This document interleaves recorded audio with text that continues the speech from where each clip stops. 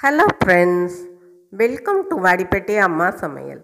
இன்றைக்கி நம்ம கிச்சனில் பார்க்க போகிற ஸ்பெஷல் ரெசிபி கேரளத்து ஸ்பெஷல் கலந்தப்பம் தாங்க பார்க்க போகிறோம்.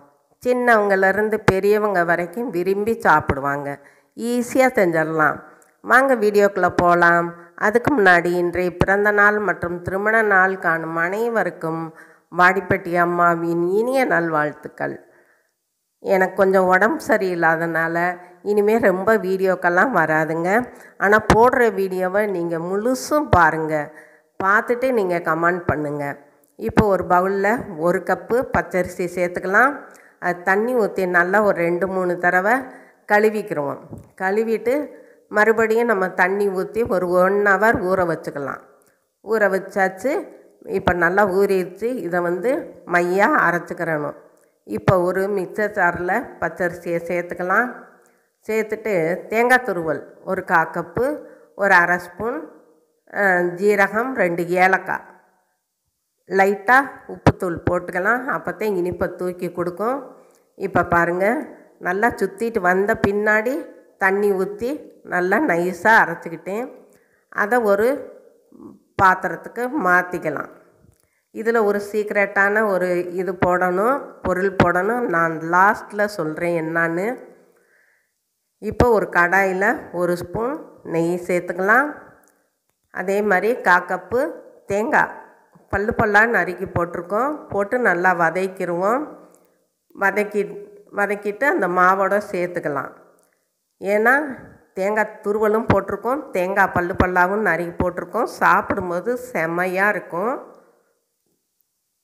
இப்போ நல்லா கலந்து விட்டுக்கலாம். பாருங்கள், இது மாதிரி நீங்கள் குழந்தைகளுக்கு செஞ்சு கொடுத்தா வேணாம்னு சொல்ல மாட்டாங்க. சுடும்போதே சாப்பிட்ருவாங்க. அவ்வளோ டேஸ்ட்டாக இருக்கும். இப்போ ஒரு பாத்திரத்தில் 1/2 கப்பு வெல்லம் எடுத்திருக்கேன். நீங்கள் தேவைன்னா 3/4 கப்பு, 1 கப்பு கூட எடுத்துக்கலாம்.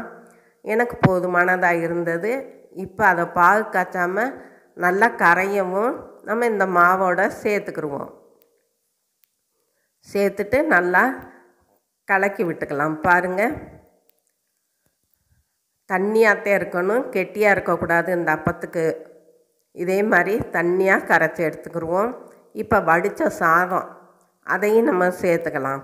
இது தாங்க முக்கியமான பொருள். நம்ம முதலையே தேங்காய் அரிசியோடைய அரைச்சிக்கலாம். நான் இப்போத்தான் சாதம் வச்சேன், அதனால் இப்போ அரைச்சி லைட்டாக தண்ணி ஊற்றி அரைச்சி இதோட நம்ம கலந்துக்கிட்டோம். கலந்துட்டு ஒரு 5 நிமிஷம் இருக்கட்டும். பாருங்கள், இந்த அளவுக்கு தண்ணியாக இருக்கணும். இப்போ ஒரு கடாயில் தேங்காய் எண்ணெய் விட்டுக்கலாம். ஏன்னா கேரளாவிலலாம் தேங்காய் எண்ணெயில் தான் செய்வாங்க. 2வது இது கொஞ்சம் வித்தியாசமாக இருக்கும் டேஸ்ட்டு. இப்போ மூடி போட்டுடலாம். ஒரு கரண்டி மாவு ஊற்றி மூடி போட்டுருவோம். போட்டுட்டு பாருங்கள், ஒரு 5 நிமிஷம் கழித்து நம்ம பிரட்டி போட்டுக்கிறணும். அடுப்பு ஸ்லோவில் தான் இருக்கணும். ரொம்ப ஹையில் வச்சிங்கன்னா கருகிரும். பாருங்கள், நல்லா கோல்டன் ப்ரௌன் கலருக்கு வந்திருக்குது. இந்த மாதிரி வரவும் நம்ம ஒரு 2 நிமிஷம் பிரட்டி போட்டு விட்டுருவோம். ஏன்னா அந்த நடுவில் கொஞ்சம் மொந்தையாக இருக்கும் இல்லையா, அது வேகணும். பாருங்கள், நல்லா வெந்துருச்சு கோல்டன் கலருக்கு. அதே மாதிரி திருப்பி ஒரு கரண்டி மாவை எடுத்து ஊற்றி நம்ம மூடி போட்டுருவோம். மூடி போட்டு ஒரு 5 நிமிஷம் கொஞ்சம் ஸ்லோவாகத்தான் வேகும் இந்த அப்பம். இல்லாட்டி கருகிரும். ரொம்ப தீ வச்சோம்னா கருகிரும். பாருங்கள், நல்லா கோல்டன் கலருக்கு வந்திருக்குது. இந்த அப்பம் தேங்காய் துருவல் எல்லாமே சேர்த்துருக்காங்க. ஜீரகம் போட்டிருக்கிறதுனால நம்ம சாப்பிடும்போது மைல்டாக அந்த ஜீரகம் வாசம் நமக்கு தெரியும். அப்போ அது ஒரு டேஸ்ட்டாக இருக்குங்க.